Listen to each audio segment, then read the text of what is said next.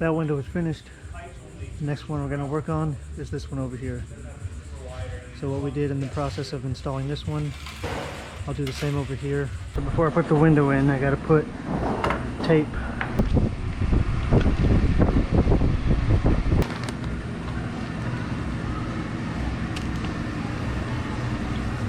Make sure the inside corners are tight so it doesn't end up getting in the way of your window or you scraping and tearing it up.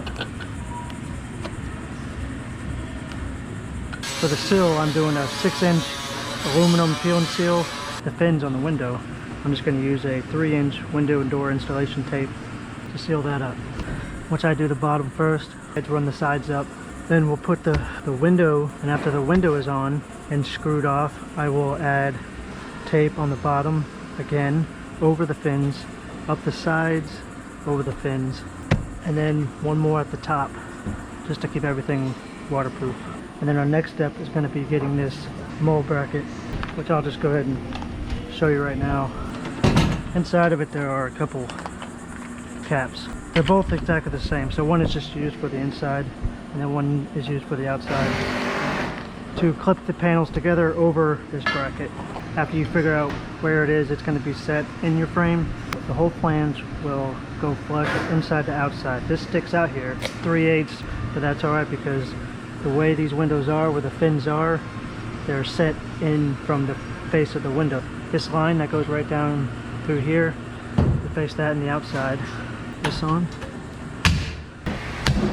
The way we have this one, that bigger one's going to be here and the small one's going to go over here. So we're going to be somewhere about in this area. But once we get our exact measurement, we'll square this up, screw it down, level it, and screw the top off. Then you'll start with one of your windows, put it in, put it right up against your bracket, because this is all going to be solid and level, and then you'll get your second window in here, butt up against the bar, and screw that off. So now I got my tape running up. I don't need to do the top.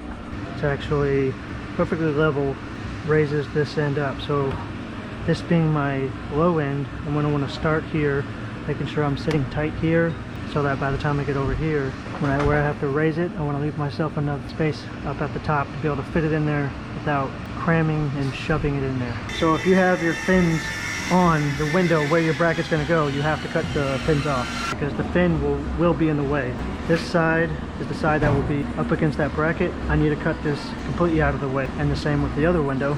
This side is where the bracket is going to be up against, so I need to cut this fin off this side. That's easy, you just score it, snap it, it comes right off.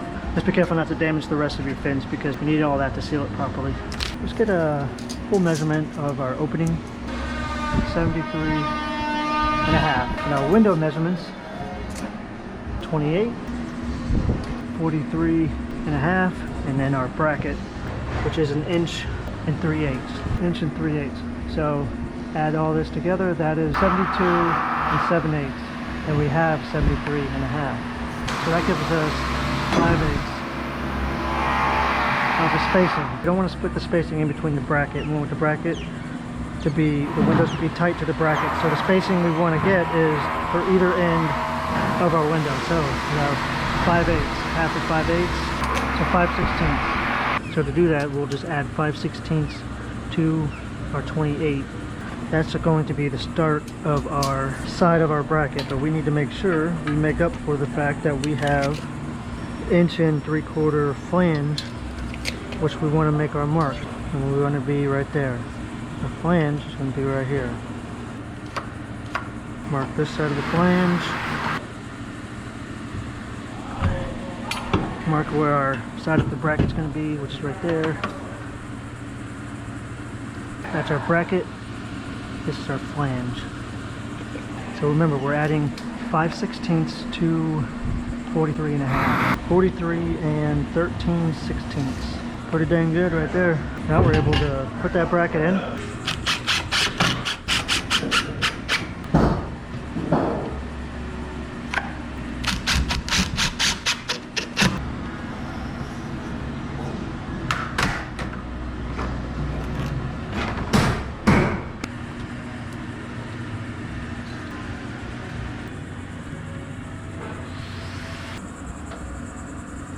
Yep. Oh yeah, we're good right there.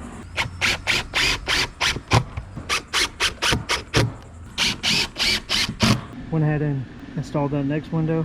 Same idea. Up against the bracket. Make sure it's all level and squared away. Put that cap, it's the cap that we put on top. Inside and outside, taped it in. Something to keep an eye out for too, which we had a problem on this window, is the hooks back here. There's a hook in here and there's a hook in the window. So when it's completely closed, it just adds extra support.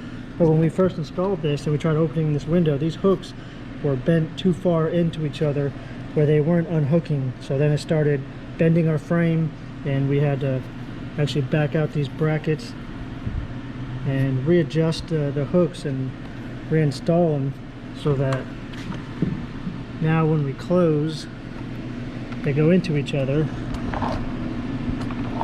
and then when we open, they let loose. But before, they were remaining hooked together, and that's obviously not how it's supposed to be. I hope that was helpful.